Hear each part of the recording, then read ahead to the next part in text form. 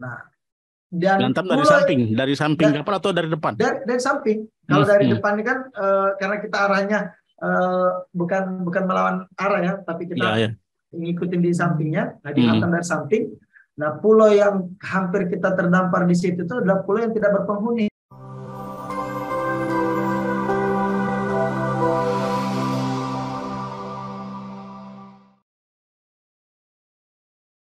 Assalamualaikum warahmatullahi wabarakatuh. Pemirsa yang mulia, dimanapun Anda berada, kembali lagi kita berjumpa di program Ngeteh, ngobrol tentang Hidayatullah. Pemirsa yang mulia, ini merupakan program yang sebelumnya telah pernah tayang dan pada kesempatan kali ini kami kembali tayang dan tentu ini perjumpaan yang kesekian dan semoga semakin mengakrabkan kita. Pemirsa yang budiman, kita tahu bahwa kita punya provinsi yang jumlahnya 33 atau mungkin lebih, saya kurang tahu persisnya, yang jelas kita punya banyak jumlah daerah di Indonesia. Dan salah satu kepulauan atau provinsi yang paling kita barangkali yang tidak bisa lepas dari perhatian kita itu adalah Kepulauan Riau, yang merupakan provinsi yang selama ini sering kali menjadi isu, baik itu isu berkaitan dengan perbatasan, kemudian isu-isu lokal, yang itu juga sampai ke isu-isu nasional. Pemirsa yang budiman, Provinsi Kepulauan Riau dengan bentangan alamnya yang sangat luas, yang kemudian terbentang dari Selat Melaka sampai Laut Natuna, kemudian dia berbatasan dengan sejumlah negara seperti Singapura, Vietnam, Malaysia, dan lain sebagainya. Ternyata di sana ada sesuatu yang unik, yaitu kemudian bagaimana kehadiran dakwah sampai ke pulau-pulau terluar. Nah, pada kesempatan ngeteh kita kali ini telah hadir bersama saya di kesempatan ini Ketua Dewan Pengurus Wilayah Hidayatullah Kepulauan Riau, Ustadz Abang, dan kita biasanya memanggilnya Abang karena beliau masih sangat belia, masih muda dan punya semangat yang luar biasa untuk kemudian berkiprah. Bang Ustadz Darmansyah. Assalamualaikum Bang Darmansyah. Waalaikumsalam warahmatullahi wabarakatuh, Bang Enudin. Alhamdulillah. Sehat Bang Ya, ya? Alhamdulillah sehat. Ya, saya menyapa Abang karena memang masih sangat muda, Bang Darmansyah, dan kemudian mendapatkan amanah memimpin kiprah-kiprah Hidayatullah di Kepulauan Riau. Seperti kita ketahui, betapa kemudian sejarah perjalanan Hidayatullah di Kepri terus melaju hingga hari ini, dan belakangan ya bisa dikatakan setahun atau 2 tahun terakhir DPW Hidayatullah Kepri dengan bersinergi dan didukung penuh oleh Nasbetul Mal Hidayatullah melakukan gerakan-gerakan silaturahim, dakwah ke perbatasan-perbatasan, ke pulau-pulau penyangga. Ada banyak pulau, ada Pulau Kojong, Kongki, Pulau Seraya, dan banyak lagi. Nah, saya ingin berbincang, ngeteh, ngobrol santai dengan Bang Darmansyah. Bisa nggak diceritakan Bang terkait dengan uh, profil Kepri dan kiprah-kiprah Hidayatullah selama 2 tahun terakhir ini? Baik, Bismillahirrahmanirrahim. Alhamdulillah, eh, bersyukur kita kepada Allah Subhanahu Wa Taala. Selawat dan salam kita kirimkan kepada baginda Rasulullah SAW. Allahumma sholli Nah, alaihi. kami ucapkan terima kasih banyak Bung Ainuddin ya, menyapa kami di Nunjau di sana, di pulau terluar ya, Ya, ya. pulau terluar yang sebagaimana tadi disampaikan Bung Ainuddin bahwa Kepulauan Riau ini adalah provinsi yang masih baru. Dia menjadi provinsi sendiri, berpisah dari Riau daratan. Riau ya. Oh, Riau Ya, lebih awal ya. ya lebih awal. Kepulauan Riau ini dulu bergabung di situ. Dia berpisah itu pada tahun 2002. Tepatnya tanggal 24 September 2002. Insya Allah. Jadi dia menjadi provinsi yang ke-32.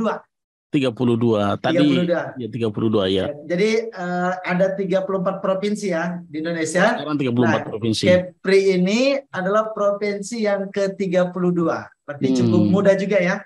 Cukup muda, seperti ketua wilayahnya. Masya Allah. Ya, baik. Jadi sebagaimana disampaikan juga, jadi Kepulauan Riau ini diapit dengan beberapa negara sahabat ya. Yeah. Kalau dari sebelah utaranya di Laut Natuna Utara itu ada Kamboja dan Vietnam. Ya. Jadi dia berada di Laut Natuna, terus Kamboja dan Vietnam itu di bagian utaranya. Ya. Nah, terus kalau di bagian timurnya Kepulauan Riau ini ada Malaysia yang bagian timur tadi ya, Malaysia bagian timur. Ya. Jadi Malaysia bagian timur itu juga dekat dengan, bahkan ini lebih dekat dengan Kalimantan. Pulau Kalimantan. Nah, itulah Pulau Natuna, ya, pulau yang paling terluar. Di situ ada salah satu kecamatan yang sangat dekat dengan Kalimantan. Itu juga dekat dengan Malaysia bagian timur. Terus di bagian baratnya ini berdekatan juga dengan dua negara, ya, negara sahabat kita yang cukup dekat. Kalau kita naik kapal mau ke Karimun itu nampak, ya, nampak. Singapura ya? Apa? Itu negara Singapura. Ya, kalau mau berenang mungkin bisa ya. Ya. Nah, jadi Pulau Singapura dan Malaysia bagian baratnya. Ini di sebelah baratnya ya. Nah, jadi memang Kepulauan Riau ini ya sangat dekat dengan negara-negara sahabat. Bahkan jalur lautnya itu di selatnya itu ada jalur laut internasional. Jadi kalau kita mau naik kapal dari Batam mau ke Karimun, atau juga kita mau ke Lingga, ke Bintan, ya, itu di banyak kapal-kapal tanker. Lingga dan Bintan ini kabupaten sendiri lagi ya? Iya, kabupaten sendiri. Jadi banyak kapal-kapal besar, kapal-kapal tanker itu parkir di situ. Dan itulah laut internasional. Jadi sangat dekat sekali. Nah, Kepri ini itu terdiri dari 2.400 sekian pulau. Ya. Jadi ada 2.000-an. 2.000 lebih. Pulau-pulau kecil itu ya, artinya pulau-pulau kecil ya. Baik pulau kecil maupun pulau besar. Nah, yang ada namanya itu kurang lebih 1.000 pulau. Yang ada namanya ya. Nah, ini yang ada namanya. Ya Allah. Nah, seribunya lagi itu tidak punya nama. Pulau belum dikasih nama. Belum dikasih nama. Nanti kita kasih nama lah. Penghuni itu dari jumlah tadi itu pulau-pulau yang tadi nggak ada namanya berpenghuni nggak atau masih belum diketahui? Yang ada namanya itu yang berpenghuni kurang lebih 900 pulau. Jadi yang berpenghuni itu di terakhir itu jumlah penduduk di Kepri itu di tahun 2020 ya, jumlah keseluruhan penduduk Kepri itu ada sekitar 2.064 sekian ya, 2 juta jiwa. Paling banyak itu adalah di Batam, 1 juta lebih, baru di Karimun dan tersebar di pulau-pulau lain. Nah, dan Kepulauan Riau ini itu lebih banyak lautannya daripada daratannya. Ya. Jadi kalau kita lihat ya, itu lautan itu ada 96% lautan. Ya. Berarti daratannya berapa, Bang? Tinggal 4%. Ya, ya. 96% itu lautan, jadi daratannya tinggal 4%. Gampang sekali tenggelam. Iya. Ya. Nah, ini keunikan dari Kepulauan Riau. Nah, kita di Kepulauan Riau ini ada 2 kota dan 5 kabupaten. Yang kota madya itu ada Batam sama Tanjung Pinang. Ya, Batam sudah cukup besar, Tanjung Pinang karena dia adalah ibu kota provinsi, nah, dia jadi kota. Tanjung Pinang ini kepulauan juga atau nyambung dengan Batam? Dia pulau sendiri. Pulau sendiri juga. Iya, pulau sendiri. Kita kalau dari Batam itu kurang lebih 1 jam, Bang. Ya, menuju ke ibu kota. Ya, speed yang cepat ya, bukan yang lambat. very cepat lah. Ya, itu 1 jam. Ya, kalau mobil, kalau misalnya ada daratannya, ya mungkin 2-3 jaman ya. Karena itu kalau yang kecepatan tinggi itu aja 1 jam. ya ferinya. Nah, terus 5 kabupaten, ada Kabupaten Bintan, Kabupaten Natuna, Kabupaten Anambas, Kabupaten Lingga, Kabupaten Karimun. Nah, 5 kabupaten. Jadi dan alhamdulillah ya, alhamdulillah Hidayatullah itu sudah hadir di 7 kabupaten kota ini. 7 Ya. kabupaten kota ini ya. Ya, jadi sudah hadir semua, alhamdulillah. Terakhir di yang paling terluar itu adalah Natuna. Natuna. Ya. Nah, itu yang saya tahu, Natuna itu berada di laut juga ya, tempat pusat dakwanya itu ya. Iya, jadi Natuna itu perbatasan Laut Cina Selatan. Oh. Nah, yang sering kalau kita dengar berita ya, ada sering bergejolak di situ ya. Nah, itu di sana. Nah, makanya Natuna ini menjadi penyangga utama perbatasan NKRI kita. Bagaimana masyarakat Natuna di sana itu merespon kalau ada isu-isu misalnya tadi kemudian Laut Cina Selatan, kemudian isu Cina mau menguasai itu, mereka responnya gimana sih sebenarnya? Kita orang di Jakarta ini kan tidak tahu persis gimana, apakah memang mereka juga bersiap siaga atau seperti apa? Ya. Alhamdulillah saya sudah 3 kali ya ke Natuna. Kalau naik pesawat Bang, itu lebih jauh dari Batam ke Natuna daripada Batam Jakarta. Naik pesawat ada ya? Naik pesawat ya. Dan dari tiketnya Batam? Ya dari Batam. Tiketnya lebih mahal ke Natuna daripada ke Jakarta. Saya bisa bolak-balik ke Jakarta baru 1 kali baru perginya ke Natuna. Nah ya, baik. Untuk masyarakat Natuna ya, untuk isu-isu yang seperti itu mereka sudah sering dengar ya, dan mereka tetap berani dan penuh kepedean. Kenapa? Tentara-tentara kita ya, TNI kita itu selalu siap siaga. Bandaranya ya, bandara itu adalah bandara milik TNI, dan memang pemerintah sudah menyiapkan ya posko-posko untuk menjaga perbatasan-perbatasan Indonesia. Makanya di sana itu tidak heran kita banyak sekali TNI ya. Jadi masyarakat alhamdulillah cukup tenang ya, karena memang kehadiran pemerintah ya, terutama dari TNI yang memang dekat dengan masyarakat, itu alhamdulillah mereka merasa nyaman, merasa tenang. Nah, yang menjadi PR kita khususnya di Hidayatullah adalah pengembangan dakwanya. Pengembangan dakwah. Ini adalah tantangan yang cukup berat. Kenapa saya katakan cukup berat? Karena setiap kecamatan-kecamatan itu berada di pulau. Ya. Jadi harus naik kapal, Bang. Iya. Ibu kotanya itu kan di Ranai. Kata Natuna itu di Ranai. Di situ alhamdulillah kita sudah ada pondok tahfiz. Ada juga rumah Quran yang sudah kita dirikan. Ya. Nah, pondok tahfiz ini kita jadikan sebagai sekolah tapal batas Indonesia. Sekolah Hidayatullah tapal batas Indonesia. Iya.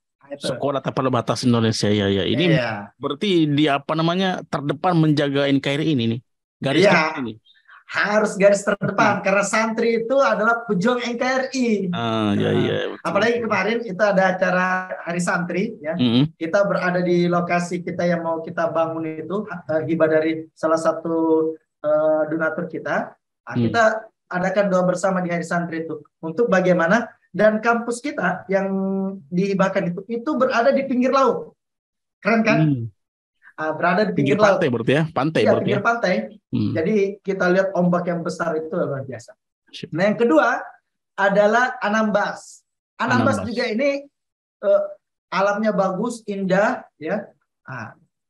Kecamatan-kecamatannya sama, berada di pulau-pulau. Ya, di pulau-pulau. Cuma kalau Anambas itu masih banyak yang dekat. Tapi kalau Natuna itu kecamatan yang paling jauh itu lebih dekat ke Pontianak daripada ke Natunanya. Luar biasa jadi ya. Ini artinya kalau kita membayangkan tugas-tugas dakwanya, kemudian dai-dai di sana harus kemudian butuh energi yang luar biasa itu. Iya. Jadi kalau kita pergi berdakwah ya, saya kan sering ya jalan itu memang kita startnya selalu dari Batam. Karena Batam ini kan sentral ya. Batam ini adalah sentralnya. Kalau misalnya kayak kita di Jawa ya. Kalau di Jawa mau keliling itu kan bisa langsung satu rute ya. Ya. Misalnya dari Depok mau ke Cipinang kan, mau beberapa di Sigai kan bisa satu rute. Kalau di Kepulauan Riau ini nggak bisa, Bang. Jadi kalau kita mau ke, saya misalnya dari Tanjung Pinang, ya, mau ke Lingga, ya memang harus berangkat dari situ. Terus mau ke Batam, balik ke Tanjung Pinang dulu baru ke Batam. Atau dari Lingga ke Batam. Nah, jadi mau ke Natuna harus ke Batam dulu, baru ke Natuna. Nah, dari Natuna mau ke Anambas, karena ada kapal, dia balik dulu ke Batam dulu baru ke Anambas. Jadi semua harus begitu seperti itu. Nah, ini yang menjadi berarti tantangan. belum ada tol laut di sana ya? Ada tol laut. Kalau nunggu tol laut, kapan kita nyampe dakwahnya? Kalau tol laut itu lama dia main keliling tol laut itu. Oh, ada ya tol laut ya? Ada. Oh, ada ya? Ada. Cuma kan lama, Bang. Sementara lama, ya? Kita butuh cepat ya, karena umat ini juga menunggu. Dan alhamdulillah ya, dakwah kita di Kepulauan Riau ini yang dirintis oleh Ustadz Jamaluddin Nur, ya, beliau ke Batam itu tahun 15 Desember 1997. 97. Beliau ditugaskan ke Batam dan mendirikan pondok. Nah, dengan membawa nama besar ketika saya pergi silaturahim dan sebagainya menyebut Hidayatullah, ya memang yang dikenal awal adalah Batam. Nah, jadi dan ini yang menjadi keunikan kita kalau kita mau berdakwah ke pulau-pulau, dan itu luar biasa. Kayak tadi Abang Jo sebutkan ada yang namanya Pulau Kojong. Pulau Kojong itu banyak masyarakatnya adalah suku laut. Suku laut itu maksudnya? Dia berada di laut. Jadi rumahnya itu di perahu, Bang. Ya, rumahnya di perahu. Nah, nanti dia ke darat itu kalau mau beli 9 bahan pokok saja. Masaknya di situ juga. Makan, mandi. Di atas kapal itu? Di atas kapalnya itu. Nah, itu suku laut. Dan itu memang luar biasa ya. Ketika kita hadir membuka rumah Quran di Pulau Kojong, Kongki, dan sebagainya. Nah, itu masyarakat di sana itu sangat terbantu sekali. Kenapa? Karena mereka yang sudah Islam itu butuh ilmu. Ya. Nah, maka kehadirannya rumah-rumah Quran Hidayatullah ini itu sangat membantu sekali mereka untuk belajar Al-Quran, anak-anak mereka, dan sangat senang. Makanya di Lingga ini kita buka namanya Mu'allaf Center. Mu'allaf Center. Ya, nah, itu kita buka Mu'allaf Center. Jadi umat Islam, saudara-saudara kita yang sudah Islam ini harus kita bina. Iya. Harus kita bina karena di daerah-daerah terluar gitu juga ternyata sangat gencar yang namanya kristenisasi. Ya. Nah, ini kalau animisme seperti apa? Kayak yang masih menyembah kepercayaan. Ya, kepercayaan gimana? Masih ada juga? Itu ada, cuma kan itu tidak terlalu banyak ya, karena sekarang ini kayak kristenisasi, terus kita juga masuk dakwah-dakwah Islam. Nah, ini yang menjadi PR kita. Nah, kita bagaimana bisa melawan arus kristenisasi ini. Karena mereka juga gencar, mereka kan didukung dan dana yang cukup luar biasa ya. Nah, kalau kita ini memang betul-betul mengandalkan Allah, mengandalkan bantuan dari umat yang melalui Baitul Mal Hidayatullah ya. Umat Islam ini ya, yang bersatu, yang menyalurkan infak sodakonya ke Baitul Mal Hidayatullah atau ke lembaga-lembaga kita. Nah, itulah yang kita gunakan untuk bagaimana memberikan kepada mereka. Kita bangunkan rumah, bangunkan masjid, bangunkan sarana belajar, kasih air bersih. Oh, mereka sangat senang ya. Dan itu kita continue untuk melakukannya. Ke pulau-pulau yang tadi jadi binaannya itu, selain tadi sempat disampaikan selain rumah Quran, ternyata juga ada bantuan rumah, kemudian rumah-rumah Quran dan air bersih. Itu seperti apa ceritanya itu? Karena beberapa yang saya pernah baca, misalnya kayak Pulau Kojong, Kongki, Pulau Seraya, dan Karos. Caros, Itu Caros. kan daerah-daerah yang selama ini jadi binaan yang tidak hanya kemudian mengirimkan bantuan yang sifatnya logistik, tapi juga mengirimkan dai-dai. Gimana ceritanya itu? Ya, jadi memang di pulau-pulau yang tadi disebutkan, bahkan banyak pulau-pulau lain itu, Hmm, memang mereka hampir rata-rata sarana ibadahnya itu hmm, minim, sangat minim, minim. Ya. terbatas ya. Dan ya kehadiran, nah, kita survei dulu, tanya dan sebagainya, ya mereka memang merindukan juga, merindukan suara azan, ya, Hmm, merindukan lantunan ayat suci Al-Quran. Walaupun hmm, mereka belum bisa ngaji, tapi ternyata mereka rindu dengan itu, ya, oh, mereka rindu. Nah, ketika kita datang memberikan, ya mungkin tidak besar kita bangun musola, hmm, sarana ibadah, sarana belajar, terus kita kasih pengeras-pengeras suara. Oh, hmm, mereka sangat senang dan sangat antusias sekali hmm, masyarakatnya. Kita bawakan pakaian-pakaian yang bisa mereka pakai, hmm, hijab. Nah, iya, dan kalau di pulau-pulau itu kan yang namanya air bersih atau air tawar itu kan sangat langka, hmm. ya, sangat langka sekali. Jadi Nah, sebelum ada bantuan sumur itu mereka konsumsi air bersihnya pakai apa itu caranya? nampung air hujan. Oh, nampung air hujan aja. Kalau kalau 1 bulan tidak hujan, Bang, gimana? Ya Allah. Jadi mereka harus cari ke daratan yang tempat lain yang ada air bersihnya. Hmm, Dan hmm. itu mereka lakukan dengan menggunakan istilah kalau di situ pompong. Pompong. Ya, apa kapal Oh, pelotok yang ya. kecil tuh, yang Yang ponton-ponton itu iya, ya. ya. Nah, itu Hmm, mereka pergi ke sana, cari di pulau ini ada air bersih nggak? hmm, Nah, kalau di tempat itu juga tidak ada, kemana pindah mereka lagi. cari? Cari lagi.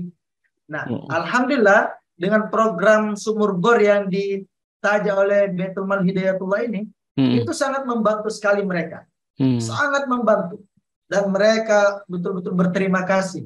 Ya, hmm, selama ini mereka susah payah untuk mencari air. hmm, Ya, kalau toh ada air itu mereka sangat irit sekali kalau ada hujan turun. hmm, Mereka hmm, tampung banyak-banyak, mereka irit betul. Ya, dengan adanya air ini ya dari para donatur yang hmm, hmm. apa yang berinfak untuk Iya. khusus sumur bor, ya itu alhamdulillah sangat bermanfaat sekali, Hmm, dan ini juga kami melalui media ini ya sangat berterima kasih kepada seluruh donatur dimanapun berada, ya yang menyalurkan infak sedekahnya melalui lembaga eh, resmi, ya lembaga zakat resmi yaitu Las Hidayatullah, MH Hidayatullah, Baitul Mal Hidayatullah, ya yang sudah menyalurkan ke pulau-pulau hmm, terluar yang ada di Kepulauan Riau ini. hmm. Ada pengalaman mungkin pengalaman unik yang pernah dirasakan ketika mengunjungi di antara pulau-pulau ini. Mungkin ada pengalaman yang tak terlupakan begitu, Bang. Ya. Kami pernah melakukan perjalanan malam hari Oh, naik malam hari kapal dari Batam. malam dari Batam. Ya. Itu Dari kapal apa? Batam Kapal apa itu? Pakai kapal apa? kapal kayu, Bang, bukan kapal Oh, sepit yang biasa, karena kapal kayu yang biasanya hanya ada atap di tengah itu. ya betul. Nah, Ah, itu kapal penangkap ikan berarti ya? Kapal-kapal betul. nelayan itu yang kecil itu ya? Betul sekali, betul Hmm. sekali. Nah, itu kami pernah melakukan perjalanan ke Pulau Selat Kongki. Ya, Selat Selat Kongki. Kongki, Ya, itu kalau siang hari kita bisa tempuh dengan sempit itu 3 jam, 3 jam. 3 jam. Ya, Kalau siang ya. hari, Kalau siang hari. Nah, ini kita berangkat malam, malam, gelap. malam, dan itu kapal yang kita pakai tidak dibekali dengan GPS. Ini saya bilang luar biasa nih kalau kita nyasar ke Laut Cina ini, Masya Allah ya. Kalau Nah, kesasar ke Laut Cina, weh, ditembak nah Cina itu. itu. Dan memang kan kalau sudah di tengah laut, Bang, itu kan yang hanya kelihatan tuh langit. Langit Hmm, terus lautan. hmm. Nah, kalau tuh Gelap ada, pastinya ya, karena aja saya pernah merasakan naik kapal kecil begitu, Pak, gelap sekali memang. iya gelap, gelap, Bang. Karena Di depan nggak apalagi kalau kelihatan, jarak pandang terbatas juga kan. betul, Hmm. apalagi kalau tidak ada rembulan, Bang. Ya. Nah, kalau malam tidak ada rembulan, Masya Allah, nah, malam itu baru ada bulan tapi bulan sabit. Masya Allah. Saya Hmm. berempat dengan kawan berangkat, ya kita Bismillah saja. Hmm. Karena kita harus sampai di sana. karena besok pagi kalau kita berangkat pagi, kita tidak sempat mengikuti kegiatan pengajian di sana, di Selat Kongki itu, ya mau tak mau kita harus berangkat malam. Berangkat malam, ya kita harus berzikir aja. Ya Alhamdulillah, Allah berikan kita keselamatan, ya kita nyampe 4 jam. Ya selisih 4 sejam jam. lah. Selisih, ya. selisih Tapi sejam. itu, ya. Nah, yang unik, yang berkesannya lagi, pas baliknya Bang. Baliknya itu kita kena badai. Masya Allah. Tapi bukan malam. Bukan malam, ini pas baliknya sudah siang. Alhamdulillah, saya kira malam juga. Kalau malam itu mungkin udah nyasar kita. Tinggal syahadat aja pulang, itu. Iya, pulangnya itu kita kena badai, Masya Allah. Kalau badai itu kan kalau sudah ombak besar, mau tidak mau kita harus menepi. Nah, kita menepi lewat di pulau yang di tepi itu, kan ombak itu ngantam terus. Iya. Ngantam, ya. Nah, dan ngantam dari samping kapal atau dari depan? Dari samping. Kalau dari depan ini kan karena kita arahnya bukan melawan arah ya, tapi kita ngikutin di sampingnya. Nah, dihantam dari samping. Nah, pulau yang hampir kita terdampar di situ itu adalah pulau yang tidak berpenghuni. Oh, saya bilang kalau ada di sini binatang buas ini, Masya Allah. Saya langsung membayangkan pulau-pulau Indian yang tiba-tiba penghuni yang tidak dikenal gitu kan, bawa tombak kemudian. Nah, Alhamdulillah, tapi badainya nggak lama, ya, sekitar setengah jam lah badai itu, karena dia angin ribut kencang sehingga ombak besar. Nah, setelah itu Alhamdulillah perjalanan kita mulus sampai ke Kota Batam. Nah, itu yang paling mengerikan, jalan di mana. Dan saya juga pernah mendengar Ustaz Jamal bercerita, beliau melakukan safari dakwah juga di Kepulauan Anambas, itu sempat juga nyasar sampai ke hampir malah ke Laut Cina. Karena kapal yang dipakai itu tidak ada GPS-nya dan tidak bawa lampu, sama kayak kami tidak bawa lampu. Malam juga. Kalau beliau itu, ya beliau malam juga. Ya, Masya Allah. Nah, kalau beliau nyasar. Kalau kami Alhamdulillah tidak nyasar, tapi kan ngeri Bang. Kalau namanya kita jalan di malam hari. Ya, apalagi di laut yang memang nggak ada ujungnya.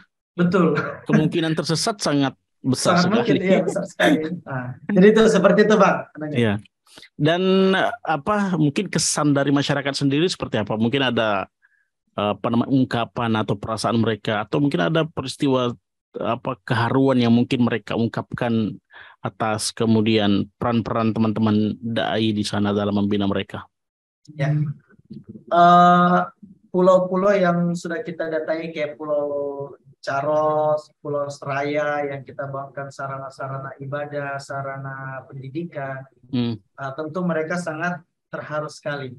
Bahkan ada salah seorang tokoh masyarakat ya di Pulau Caros kalau nggak salah, mereka katakan bahwa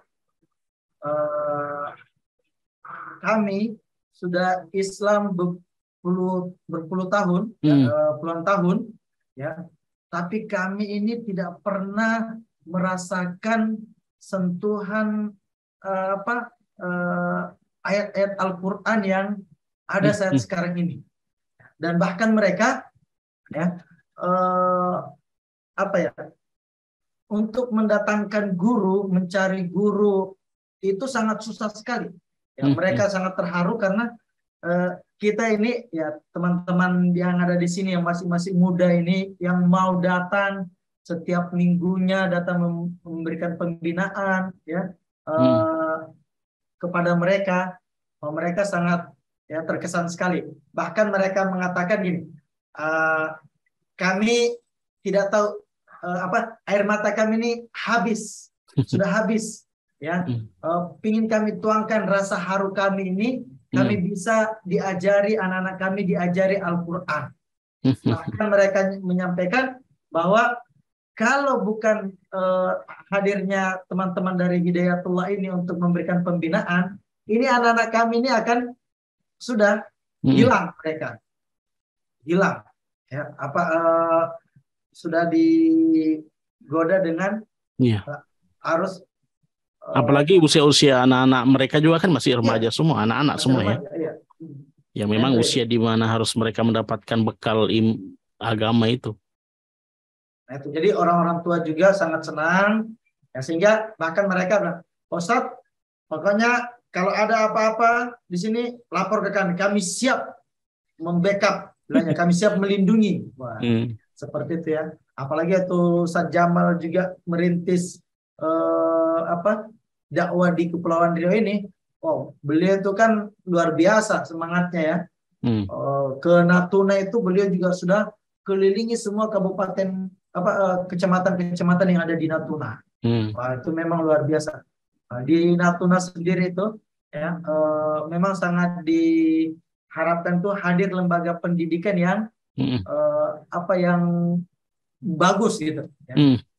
Ada salah seorang tokoh masyarakat di Natuna itu menyampaikan gini, Ustadz, ini anak-anak kami yang keluar sekolah ini cukup banyak. Ya. Ada yang ke Pontianak, ada yang ke Jawa, ada yang ke Batam. Nah, kami tuh pingin di Natuna ini ya hadir sekolah sama yang kayak ada di Batam. Kalau di Batam kan sudah maju gitu. Ini harus hadir di sini, Pak Ustadz. Kalau ada pendidikan-pendidikan yang seperti ini, pendidikan Islam yang seperti ada di Batam, di Jawa, nah, kami, insya Allah anak-anak kami sekolahkan di sini semua. Karena memang di Natuna itu baru ada 3 pondok pesantren. Madrasah itu ada tapi tutup. Madrasah aliyahnya ya ada, saya tidak tahu disebutkan madrasah apa, yang jelas kami ngomong sama pengurus Kementerian Agamanya, sana Kemenak, ya bilang sini ada madrasah itu tutup, Ustaz. Kenapa? Karena memang tenaga dai-nya, tenaga gurunya kami nggak ada, Ustaz. Ya, nah, Hidayatullah hadir di sini, ya, dia sangat yakin Hidayatullah ini kan orangnya katanya nekat, ya. Nekat. Pokoknya datang jadi barang itu. Saya bilang insya Allah Pak, mohon doanya untuk kami agar kami bisa eksis di sini. Yang memang diharapkan seperti itu. Nah itulah ya keharuan masyarakat ya menanti kehadiran kita atau melihat kehadiran kita itu mereka sangat bersyukur sekali. Oleh karena itu memang yang dibutuhkan di kepulauan ini ya adalah SDM yang siap untuk bertarung memang. Ya, pertama bertarung melawan badai di lautan, di atasnya ombak. Ya. Nah, yang kedua adalah bertarung dengan waktu, pikiran untuk bagaimana mengembangkan dakwah Islam ini di Kepulauan Riau ini. Insya Allah luar biasa. Terus nanti kedepannya seperti apa program yang akan berjalan ini dan tadi kalau tadi ada kemudian harapan dari masyarakat Natuna agar hadir satu layanan pendidikan yang berkualitas, apa agenda DPW kedepannya terkait dengan kalau dakwah sudah berjalan, bagaimana dari sisi pendidikannya anak-anak kepulauan ini? Ya, Alhamdulillah kita sudah ada pendidikan dari tingkat TK sampai perguruan tinggi di Kepulauan Riau ini. Tapi ini masih beberapa wilayah. Saya kayak di Batam ini, alhamdulillah di Batam sudah lengkap ya, kalau di Batam sudah maju. Nah di Karimun itu juga sudah ada, dia berafiliasi ke Kementerian Agama, ada madrasah ibtidaiyahnya, ya, madrasah sanawiyah dan aliyah di Bintan juga. Nah yang belum ini adalah di Linggi, alhamdulillah sudah ada SD kita, SD integral dan SMP integralnya. Nah yang belum ini adalah Anambas dan Natuna. Untuk saat sekarang ini kita masih memberikan layanan pendidikan Al-Quran melalui rumah-rumah Quran. Rumah-rumah Quran inilah yang kita seriusi, ya kita perbaikin manajemennya, sistemnya, sehingga masyarakat itu percaya dengan kita, mau menyekolahkan anaknya di tempat kita. Nah dari situlah nanti cikal bakal untuk kita mendirikan lembaga-lembaga pendidikan. Misalnya di Natuna. Di Natuna ini kita baru buka pondok tahfiz, tapi yang non formal. Non formal. Dan alhamdulillah ya, antusias masyarakat tahun ini kita buka itu sudah ada 60 murid. Itu yang Non non formal. formal tadi maksudnya tidak boarding ya?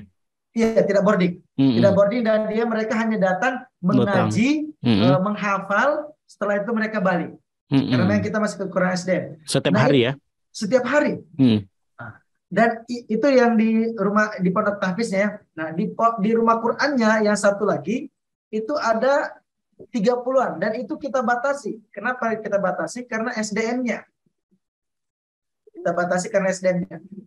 Banyak memang antusias masyarakat yang mau mengaji atau belajar. Maka memang ini menjadi PR kita. Jadi hadirnya nanti kita menginginkan itu hadir lembaga-lembaga pendidikan formal. Sehingga memang masyarakat di tempat itu bisa menikmati sarana pendidikan yang layak seperti yang ada di perkotaan. Terus yang kedua adalah kita mengembangkan yang namanya majelis Quran. Majelis Quran. Majelis Quran. Ini untuk orang tuanya. Oh, kalau rumah Quran menyasar untuk anak-anaknya, majelis Quran untuk masyarakatnya, orang tuanya. Orang tuanya. Nah, di Anambas ini alhamdulillah tenaga kita di sana itu sangat luar biasa semangat mereka ya untuk mengembangkan dakwah melalui majelis-majelis Quran, sehingga anak-anaknya yang ingin mendapatkan layanan pendidikan yang baik itu mereka tidak ragu-ragu mengirimkan kayak ke Batam, ke Tanjung Pinang, ke Bintan yang sudah ada lembaga pendidikan itu tidak ragu. Kenapa? Karena orang tuanya itu sudah tercelup dengan nilai-nilai dakwah yang kita sampaikan melalui majelis-majelis Quran itu. Nah, yang ketiga adalah layanan sosial. Nah, layanan sosial ini juga cukup membantu untuk masyarakat yang berada dalam kekurangan. Prasejahtera ya. Prasejahtera. Nah, di sini kita berikan bantuan-bantuan, dan itu bukan hanya kita memberikan bantuan, tapi kita melakukan pembinaan juga. Pendampingan. Sehingga memang mereka di samping mendapatkan apa yang menjadi kebutuhan primer mereka, mereka juga mendapatkan untuk kebutuhan rohani mereka. Nah, 3 hal itu. Jadi dakwah, ya, pendidikan, dan sosial. Ini yang menjadi program utama kita yang berada di kepulauan ini. Dengan program yang tentu saja tidak ringan, 3 program utama itu tentu tidak ringan. Apa modal utama yang dimiliki teman-teman dari teman-teman di Kepri sehingga kemudian tidak lelah, tidak putus asa, kemudian juga semangatnya tetap menyala bahkan dengan modal apa adanya? Maksudnya dari sisi logistik dan pemenuhan-pemenuhan yang lain, tentu kan tidak digaji juga, bukan pegawai negeri kan, mereka pegawainya Allah Subhanahu Wa Taala sebagai dai. Apa sih sebetulnya modalnya tuh kok mau gitu loh ke pulau-pulau yang sepi dari liputan kamera gitu? Ya, memang kita di Hidayatullah itu sudah ditanamkan ya. Nilai ketaatan, samina wa ta'na, ya.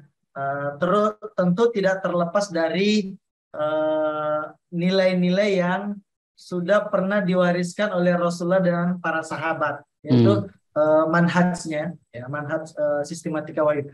Nah, inilah yang menjadi dasar kita untuk semangat untuk terus berdakwah, ya.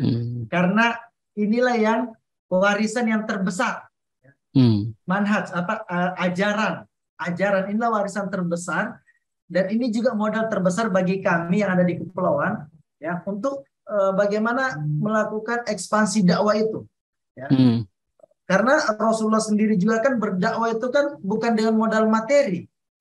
Sahabat-sahabat juga diterjunkan, dikirim ke Syam, ya, bahkan sampai ke Eropa itu kan bukan dengan modal materi juga.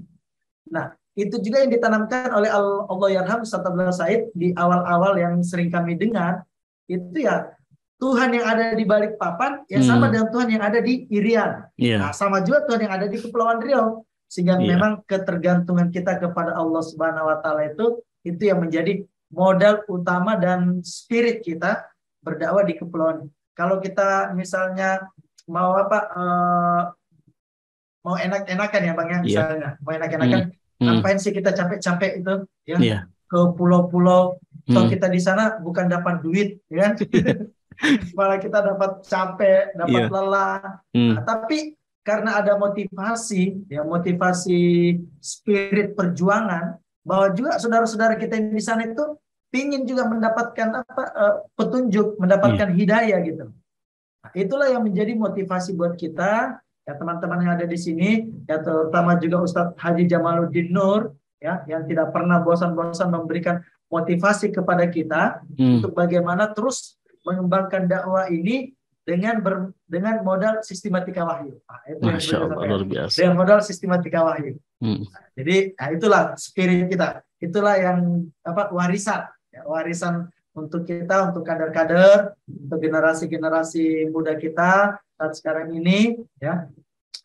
Dan alhamdulillah juga kami di sini, ya di Kepri ini berkolaborasi dengan pemuda Bang. Ya, Pemuda Hidayatullah ya. Ya, pemuda Hidayatullah luar biasa. Ya. Ketika kami dilantik menjadi ketua DPW di Desember 2020 kemarin, itu ketika itu juga kami menggandeng pemuda. Ayo, pemuda sudah harus mengembangkan sayapnya juga di pulau-pulau. Dan alhamdulillah kami ke Anambas, ajak pemuda buka di sana kepemudaan, ke Karimun juga, ke Bintan, ke Lingga, ke pokoknya semua ya. Itu kita dan alhamdulillah pemuda ini luar biasa juga. Nah, makanya saya katakan bahwa memang warisan terbesar ini adalah manhaj kita ini, itu juga yang dipegang oleh pemuda untuk terus berdakwah. Makanya mereka juga semangat ya. Semangat untuk mengembangkan dakwah ini. Nah, ini luar biasa nih. Saya lihat pemuda Hidayatullah di Kepri ini, Masya Allah ya.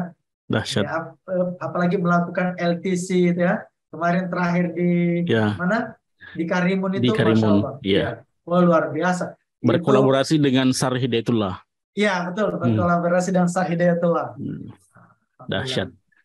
Baik, luar biasa Bang Darmansyah. Ini saya tadi menarik satu poin yang penting sekali, bahwa bekal utama yang dimiliki oleh seorang hamba Allah yang ingin berjuang itu adalah keikhlasan. Dan itulah yang kemudian menjadi modal utama seorang Darmansyah dan teman-teman dai di Kepri untuk kemudian mengabdi sampai ke pulau-pulau terluar. Ini sesuatu yang sangat mahal tentu saja, pemirsa yang mulia. Dan perbincangan ini tentu bukan perbincangan yang terakhir. Dan ini semoga terus berlanjut. Dan teman-teman dai di Kepri juga semoga dapat terus menginspirasi kita semua. Baik, sebelum perbincangan ini kita tutup, saya meminta pesan-pesan atau motivasi dari Bang Darmansyah untuk pemirsa semua. Baik, ya, alhamdulillah. Teman-teman, sahabat-sahabat sekalian dimanapun berada, teruslah berjuang, jangan pernah minta harapan dari manusia, mengharap dari manusia, mintalah harapan kepada Allah Subhanahu wa taala. Karena jiwa dan raga kita diatur oleh Allah Subhanahu wa taala. Setiap derap langkah yang kita lakukan itu dinilai oleh Allah Subhanahu wa taala selama niat kita lurus, ikhlas, hanya mengharapkan ridho dari Allah Subhanahu wa taala. Jadi terus berjuang, jangan pernah berhenti untuk melangkah sampai akhir hayat kita. Dan sampai kita bisa menikmati indahnya Islam ini di muka bumi ini. Terima kasih, Pak. Luar biasa.